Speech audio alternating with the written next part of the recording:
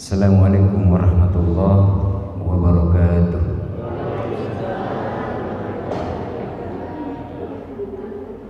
Alhamdulillahirabbil alamin alladzi manna ala ibadihi bi mawasimil khairat yaghfir lahum bi dzalika dzunub wa yukaffir anhum as-sayyi'at wa yudha'if lahum bi dzalika zawq wa yarfa lahum darajat. Asyhadu an la ilaha illallah wahdahu la syarika lah wa asyhadu anna Muhammadan abduhu wa rasuluh.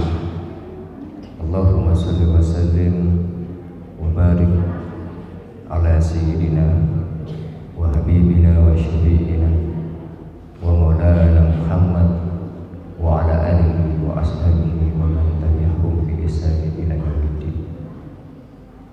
Wa qala Allah ta'ala fil Qur'anil Karim, a'udzu billahi minasyaitonir rajim. Bismillahirrahmanirrahim. Ya ayyuhalladzina amanu la tulhikum amwalukum wala auladukum an dzikrillah wa may yaf'al dzalika fa ulaika humul khasirun. Shadaqallahu adzim.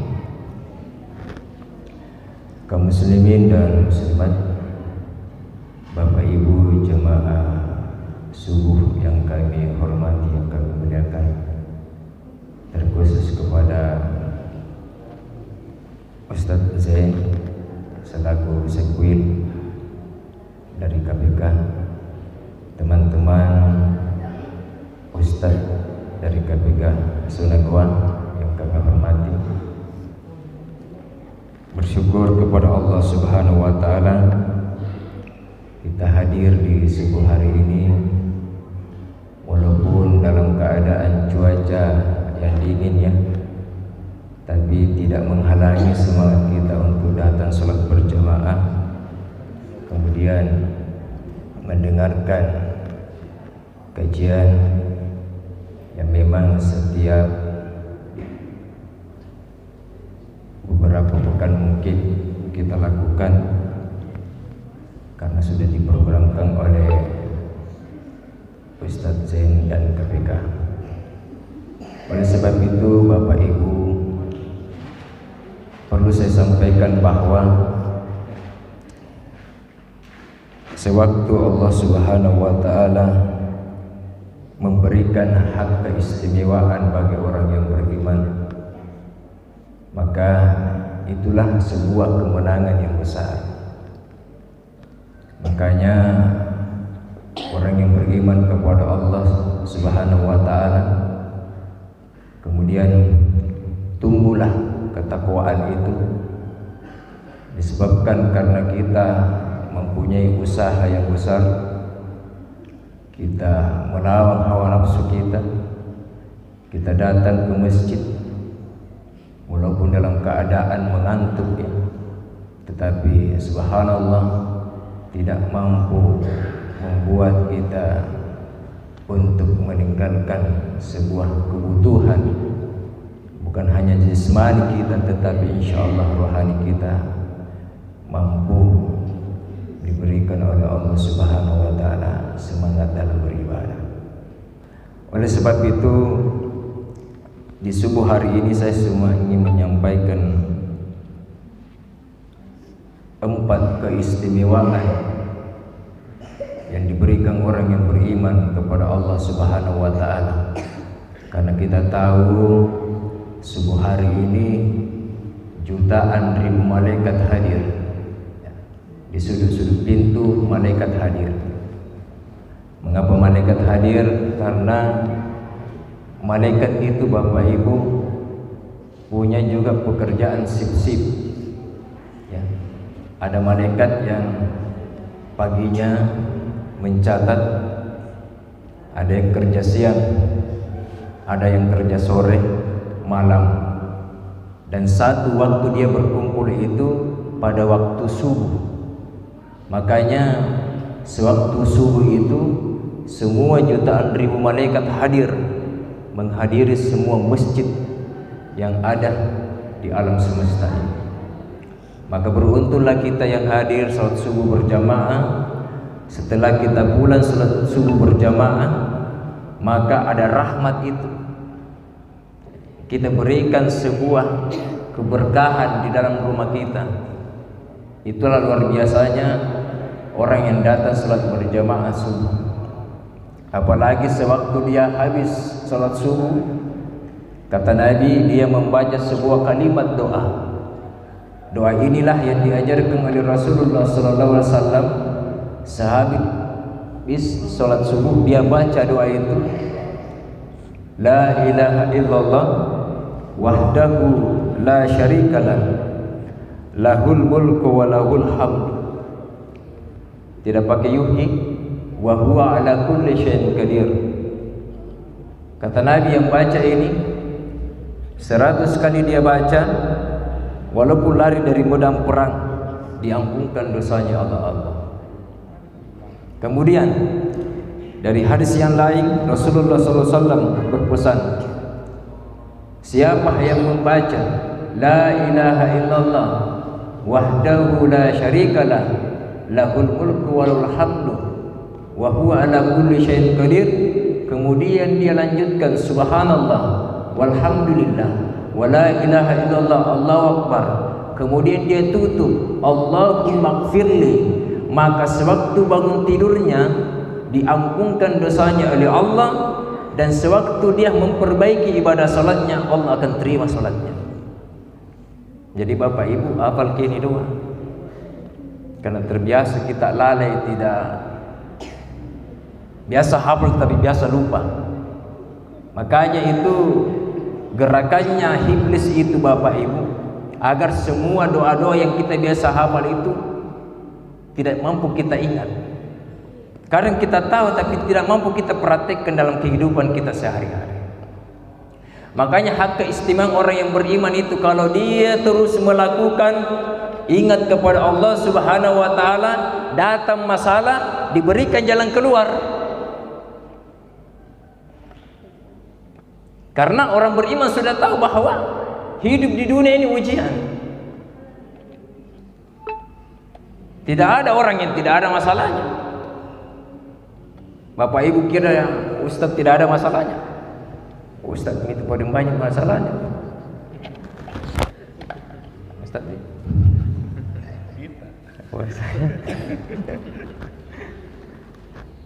tidak ada orang yang tidak ada masalah. Maka orang yang beriman kepada Allah Subhanahu wa taala diberikan jalan keluar karena dia yakin. Dengan keyakinan itulah maka Allah Subhanahu wa taala senantiasa terus membantu setiap permasalahan yang dia hadapi. Yang kedua, hak keistimewaannya, rezeki yang dia cari, baik yang nampak maupun yang tidak nampak, akan tiba-tiba Allah berikan dia rezeki itu. Ya. Yang dia cari, insya Allah pasti dia dapatkan, baik banyak atau sedikitnya. Tapi ada rezeki yang tak disangka-sangka. Itulah hak keistimewaan bagi orang yang beriman, ibu-ibu. Sehingga apa? Terkadang ada rasa kaget. Dari mana ini datangnya? Seperti kajian subuh ini ada rezeki tak disangka-sangka, Bapak Ibu. The price yang tidak datang tidak dapat. Tak disangka-sangka. Datang dapat. Rezeki yang diusahakan sedikit dan banyaknya, selama halalan thayyibah, halal lagi baik insyaallah. Karena memang itu yang kita cari. Apalagi kalau banyak, subhanallah. Jadi Bapak Ibu jangan mikir ragu. Selama kita jaga ibadah, tidak akan pernah tertukar rezeki. Falyaqudu rabb hadzal bait alladzi at'amahum min ju' wa amanahum min khauf. Mengapa Allah Subhanahu wa taala memerintahkan kita untuk menyembahnya, beribadah kepadanya, hanya taat dan tunduk kepadanya, bukan yang lain.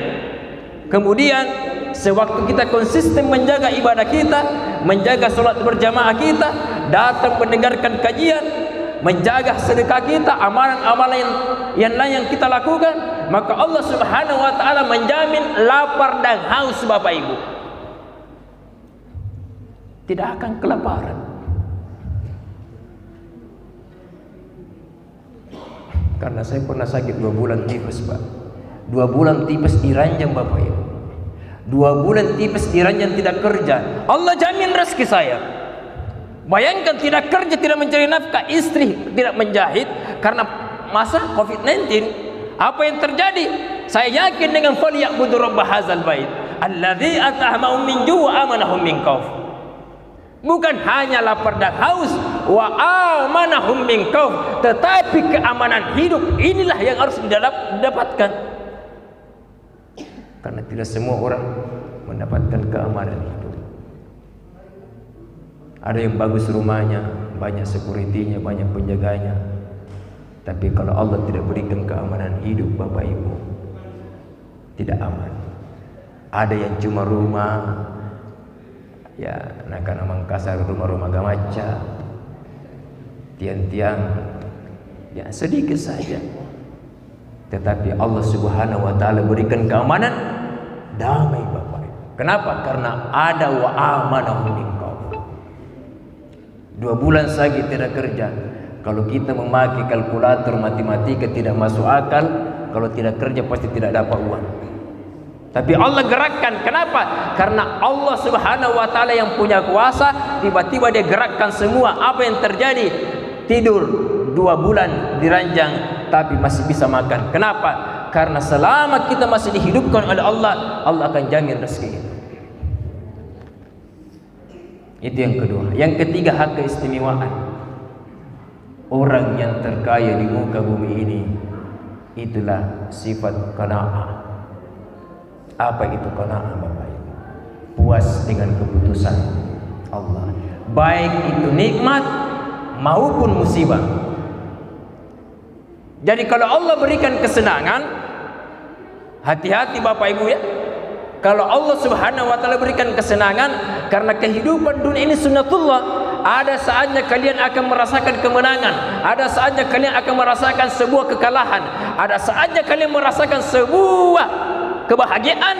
Tapi ingat, bahagia ada saatnya kalian akan merasakan nanti sebuah kesusahan, kesedihan. Ada nanti namanya kedamaian. Tapi ingat Bapak Ibu, suatu saat ada namanya baltatan, bencana, sunnatullah.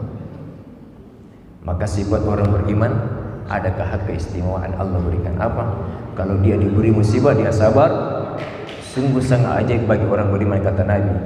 Dapat musibah, sabar. Dapat nikmat yang bahagia, dia ditambahkan nikmatnya oleh Allah.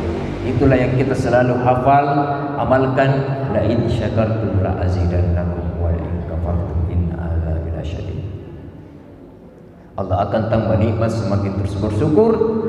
Janganlah kita ingkari nikmat Allah, janganlah kita kufur, karena azab itu yang sungguh sangat pedih. Kemudian yang keempat, yang terakhir di kajian subuh kita ini adalah, inilah yang dicari oleh manusia. 24 jam bekerja. Ada yang mencari cuma untuk dunia, tapi untuk tempat yang mulia lebih di atasnya lagi, itulah akhirat. Banyak yang melupakan. Ada yang kerja Pak, mulai dari paginya dia keluar, bahkan tidak sholat subuh. Ada yang tidak sholat subuh, langsung pergi kerja. 24 jam. Subuh dia keluar, tengah malam dia kembali. Bahkan ada yang subuh kerja, kembali ke subuh. 24 jam. Dunia dia dicari, tapi akhirat tidak dapat apa-apa. Dia katakan, wa minan nasi may yaqulu amanna billahi wa bil yaumil akhir. Dia mengaku beriman kepada Allah dengan hari akhir, padahal dia tidak diakui oleh Allah. Banyak orang mengatakan saya beriman, tapi Allah tidak akui. Dia katakan, wa minan nasi may yaqulu amanna billahi wa bil yaumil akhir, tapi Allah tidak akui. Wa amanahum min. Ya. Allah Subhanahu wa taala tidak akui. Wa ma hum bimu'minin. Mereka bukan orang beriman. Bapak Ibu jemaah subuh yang kami muliakan, terakhir doa yang saya ajarkan tadi disampaikan oleh Nabi. Setiap kita bangun tidur bacalah itu. Semoga senantiasa ibadah kita, terkhusus ibadah salat kita, mudah-mudahan diterima oleh Allah. Amin ya rabbal. Yang kedua mati. Saya kira disuruh mau berhenti, kami memang mau berhenti. Terakhir Bapak Ibu ya,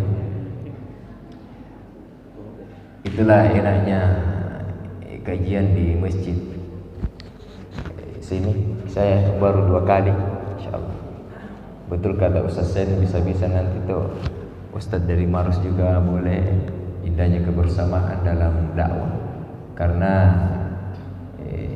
itu akan menebarkan sebuah kebaikan terus menerus di kompleks kita selama ada kajian subuh. Yakin dan percaya Bapak Ibu, kalau kita sering hadir di kajian-kajian subuh, Allah akan turunkan rahmat dari langit. Allah akan semburkan rezeki dari mana arah mana saja, insyaallah. Oleh sebab itu terakhir amalkanlah doa itu. Yang kedua, ini yang saya mau ajar kamu ya, terakhir ya, yang kedua kata Nabi, apabila kalimat ini dibaca, maka nanti kalau kita meninggalkan dunia ini yang sejenak Bapak Ibu, karena suatu saat memang kita akan mati, maka insyaallah kita akan jauh dari kefakiran kata Nabi, dan kita akan terhindar dari fitnah kubur, bahkan siksa kubur. Apa doa kalimat itu? La ilaha illa anta al-malikul haqqul mubin.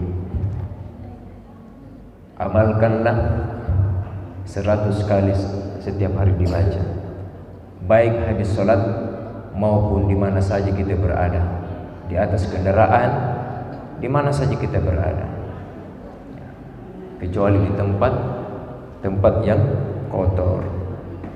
Banyaklah berdoa kepada Allah Subhanahu wa taala. La ilaha illa anta al-malikul haqqul mubin. Maka Allah Subhanahu wa taala akan menjauhkan kita dari sifat kefakiran, bukan hanya fakir masalah materi, tetapi yang sangat ditakutkan fakir ilmu, miskin ilmu. Kalau kita kaya ilmu Bapak Ibu, insyaallah Allah akan menjaga kita. Kita tidak akan mampu dimanfaatkan orang karena kita punya ilmu. Tetapi kalau kita fakir dalam ilmu, itulah yang sangat berbahaya. Maka inti dari kajian ini, mari kita belajar bersama. Insyaallah semoga senantiasa Allah Subhanahu wa taala merahmati dan melindungi kita di mana saja kita berada. Mudah-mudahan Bapak Ibu jemaah subuh yang kami muliakan, ini yang sempat saya bawakan, pemaparan tadi, mohon maaf. Sebenarnya bukan saya yang ceramah ini subuh, ada teman tapi tidak datang. Tapi insyaallah saya mampu memberikan lagi ilmu walaupun hanya sedikit. Mudah-mudahan kita bisa ketemu lagi. Ya, akhirul kalam, subhanakallahumma bihamdik, asyhadu an la ilaha illa anta, astaghfiruka wa atubu ilaik. Wassalamualaikum warahmatullahi wabarakatuh.